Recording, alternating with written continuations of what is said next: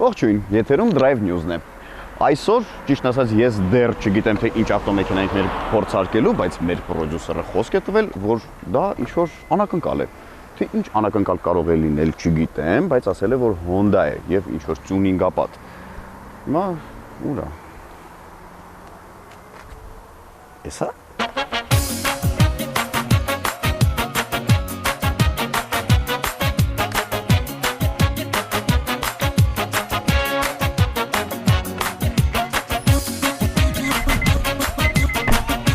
Էսա։ Ինչ է։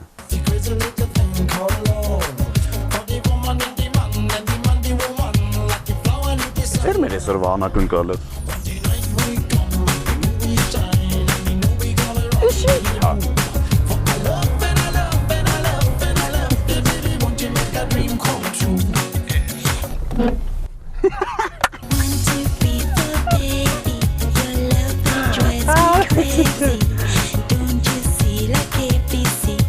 Այդ խնդրում եմ, ուշադիր լսեք, էլի մի հատ։ Ինչ է։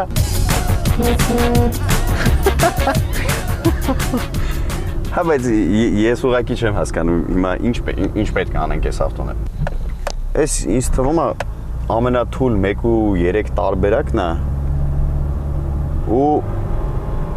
իմաստը ու նես դանդաղ է ինքը գնում, արագությունը նես դանդաղ է հավաքում, որ ինձ թվում է նույնիսկ գազ կա իր վրա։ Մի վարկյան մատ կանգնենք նայենք, էլի գազ կա թե չէ, հա, մի վարկյան։ Մենակ գազն է պակաս մնում, էդ էլ լինի ուշքս կգնա։ Վախ, մամա ջան, գազ կա։ Աղաչում եմ միջան արեք, Գազով է։ բուշեք այս իմ սապերը, ինչի համար այսպես եղա։ Իմաստը ո՞ր էր այս ավտոյի։ Ես ինձ թվում է ձեռ են առնում, պրոստը գիտեք։ Ես ինչ է սովորական, ինչ Honda Fit գազով 1.3, ես ինչ ես բերել։ Ոնց կարանք ուրիշ ավտո նկարենք, ստե մի հատ Honda Fit-ներ, նստել ենք, քշել ենք, նկարել ենք, բայց չգիտեմ ինչ նկարենք դրա։ Մի րոպե, էս կարող ես ասես կարմիր բաներով, ակերով։ Օրո, ուրիշի ավտո ենք վերցրել։ Այս ավտոմեքենան մեծ մասսայականություն է վայելում Ճապոնիայում։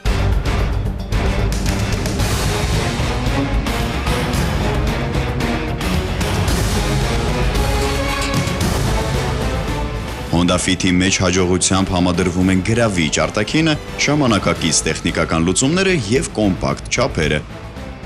Ինչն էլ իրավամբ կարելի է համարել դրա հաջողության գաղտնիքը։ Համապատասխանելով եվրոպական ստանդարտի B դասին, այն ունի հիանալի կառավարելիություն, ինչը այնքան անհրաժեշտ է քաղաքային բանուկ փողոցներով երթևեկելու ժամանակ։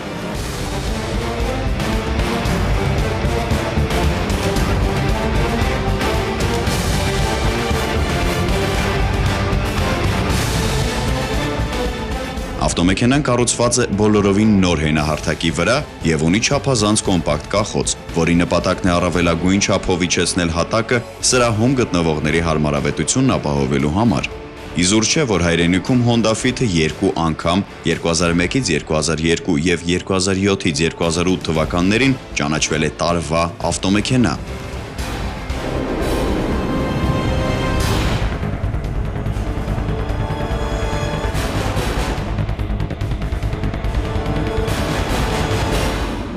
Այ հիմա բարև ձեզ, եթերում Drive News-ն է եւ մենք այսօր փորձարկելու ենք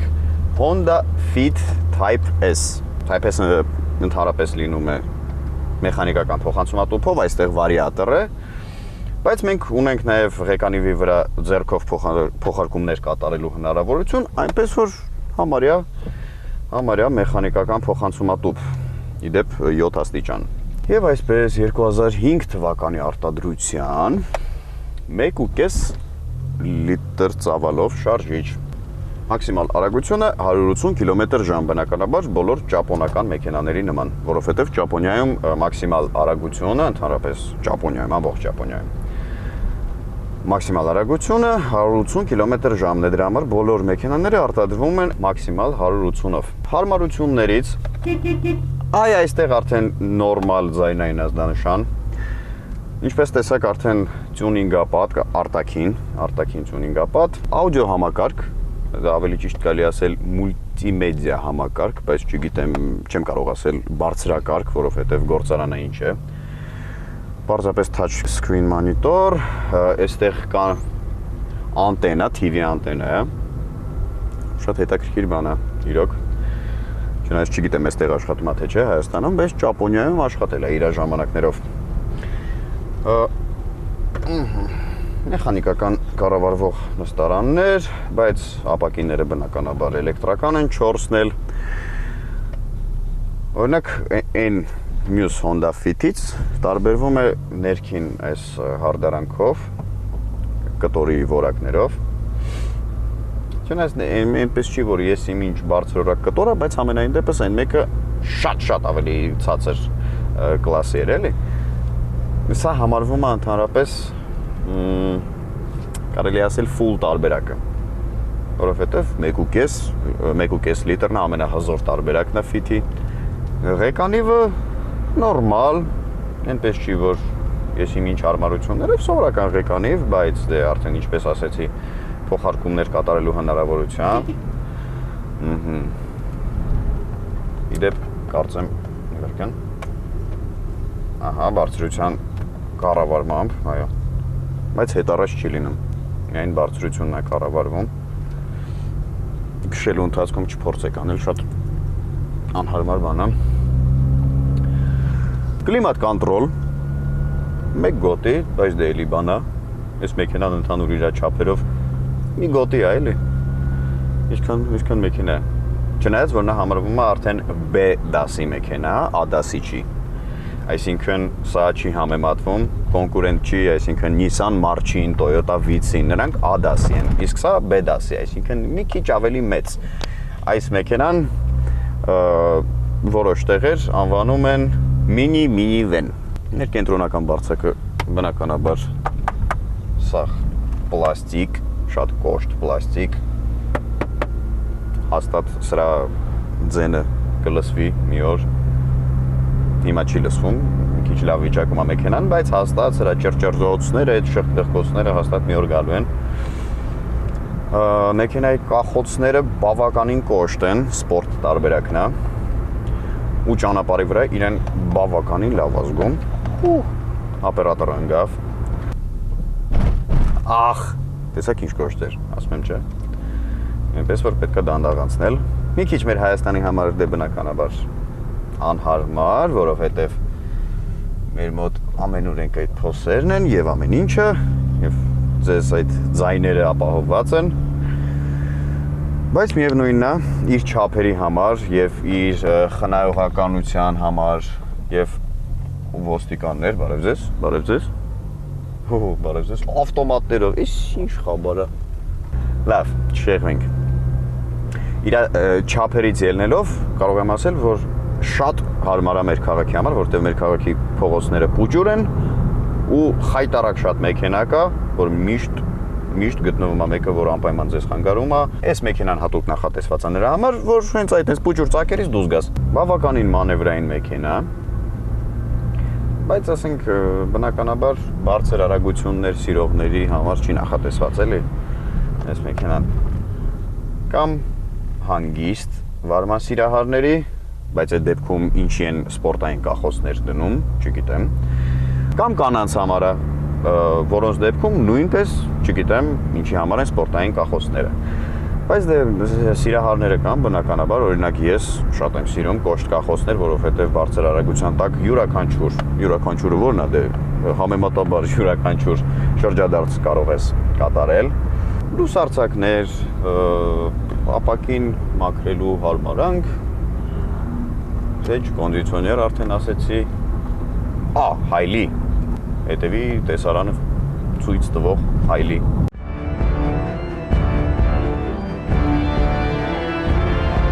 Honda Fit-ի թափքը հստակ բնորոշել առայժմ չի հաջողվել։ Այն կարծես հիբրիդ լինի, ներառում է ունիվերսալ հեջբեքի, մինիվենի եւ միկրովենի տարրեր։ Այդ իսկ պատճառով նրան շատերը բնորոշում են որպես մեծ տարողությամբ կոմպակտ ունիվերսալ։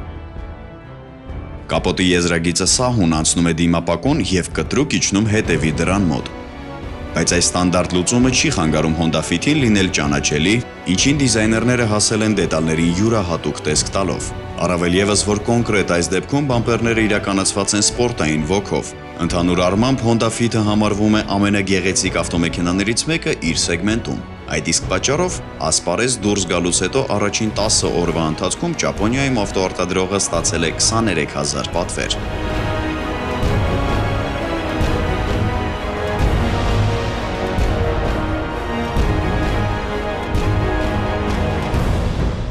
Օրինակ ես սենց մեքենաների սիրահար չեմ։ Դրա համար, եթե ես մի քիչ շատ խոսամ, ես մի քիչ վատ կարտահայտվեմ,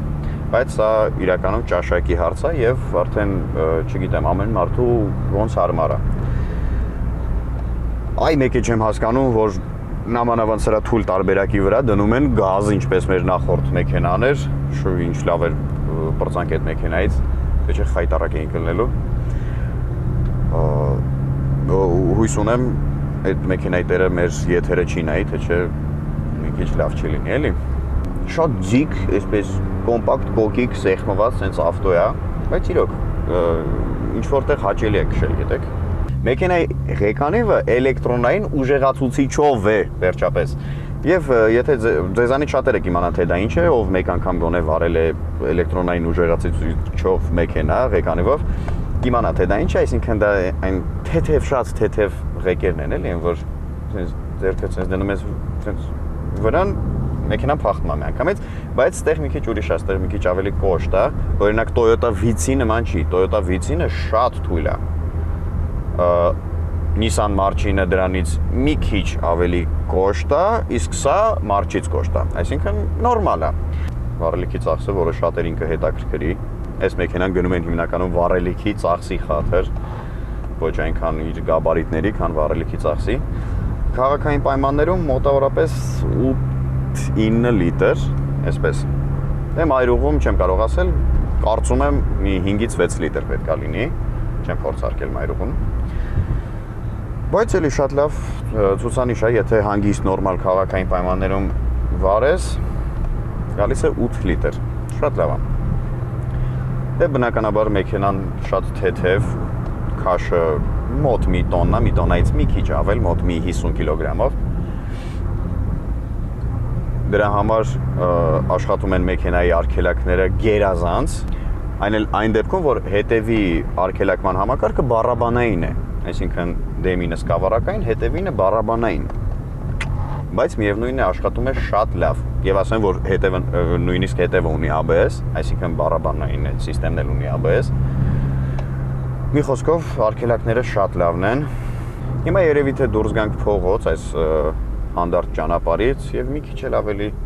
այդ երթևեկության մեջ փորձենք։ Կարծում եմ տխուր չենք մնա։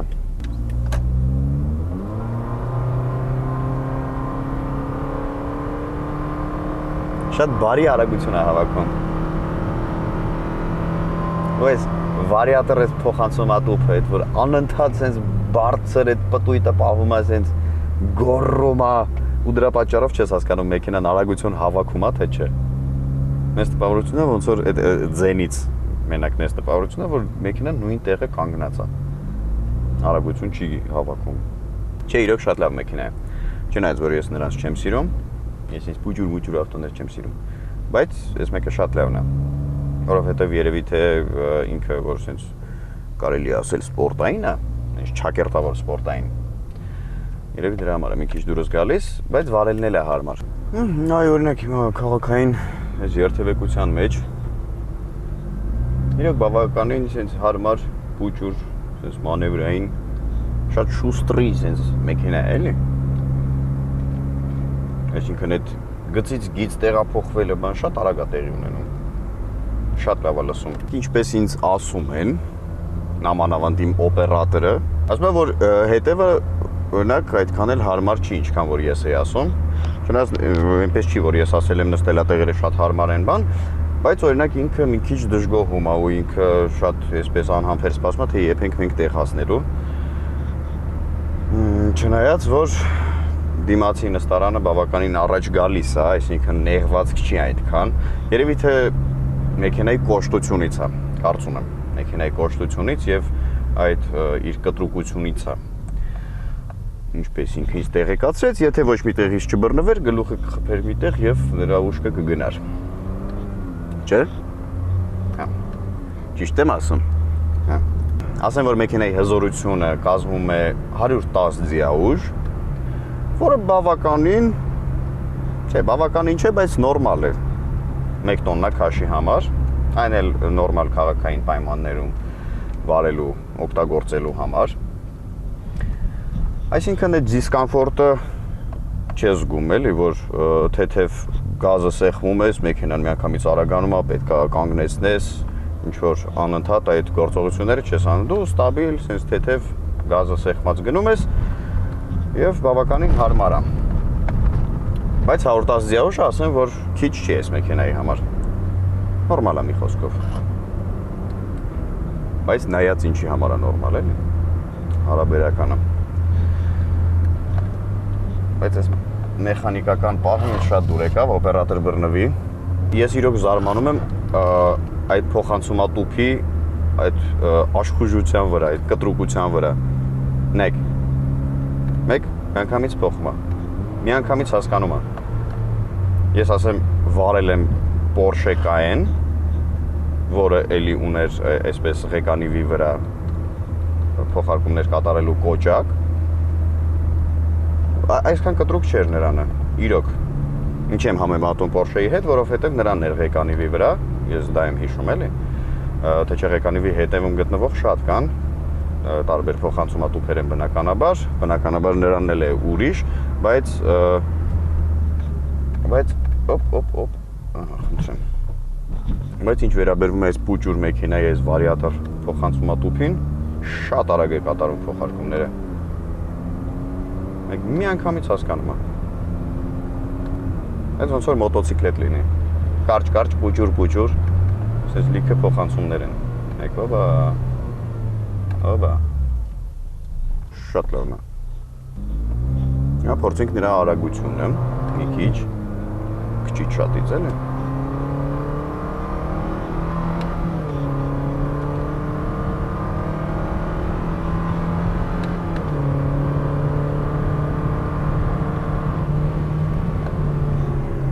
Հասանք 100։ Ես որպես 4-րդ մեքենա կուզեի սրանից ունենալ։ Honda Fit-ի անվտանգությունը եւս շատ բարձր գնահատականի է արժանացել անկախ մասնագետների կողմից։ Ծանր վթարների ժամանակ անվտանգության դիմային եւ կողային բարձիկները ապահովում են վարորդի եւ ուղևորների անվտանգությունը ամրագոտիների հետ միասին։ Արգելակման ավտոմատ համակարգը եւս շատ կարևոր հանգույց է անվտանգության ապահովման գործում, ինչը կարգավորում է ավտոմեքենայի ընթացքը վթարային արգելակման ժամանակ։ Դա կատարվում է արգելակման ուժը ըստ անհրաժեշտության յուրաքանչյուր անվի վրա բաշխելով, ինչը չի թողնում, որ ավտոմեքենան սահի։ Այս ավտոմեքենայի օպցիաների քանակը շատ մեծ է։ Ավտոմատ կլիմատ կոնտրոլից մինչև աուդիո համակարգի կարգավորման կոճակների տեղադրումը ղեկանիվի վրա։ Այնպես որ ցանկացած գնորդ կարող է պատվիրել իր պահանջներին լիովին համապատասխանող ավտոմեքենա։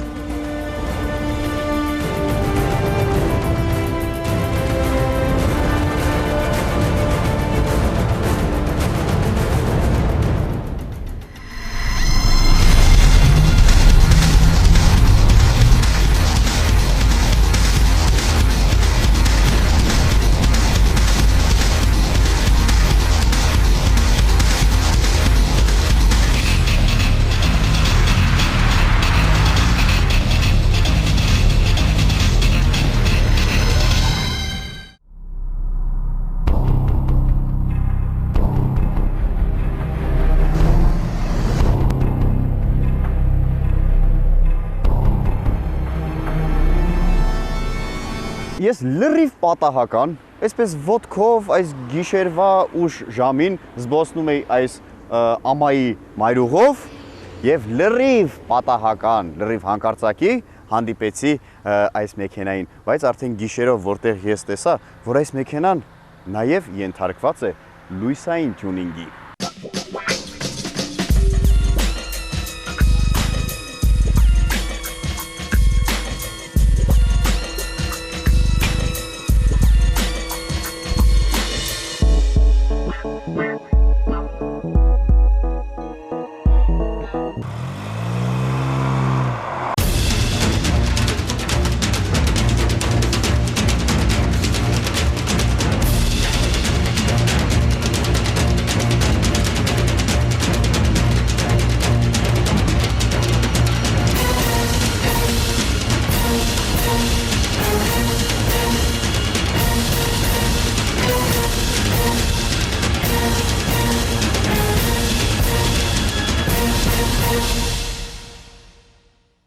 Ասեն որ ղեկանիվը էլեկտրոնային ուժեղացուցիչով է, թե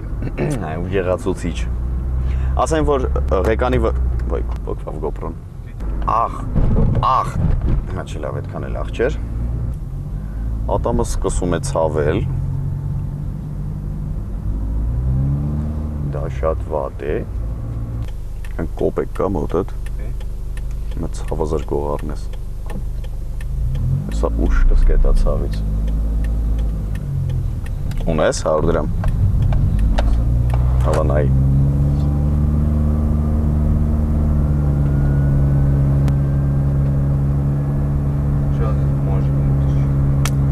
Ստեչունի ռոբը։ Ունե թողեցի ավտոյի մեջ։ Կոպեկ ունեմ, մի րոպե, շիշ կոպեկ։ Որը ունեմ։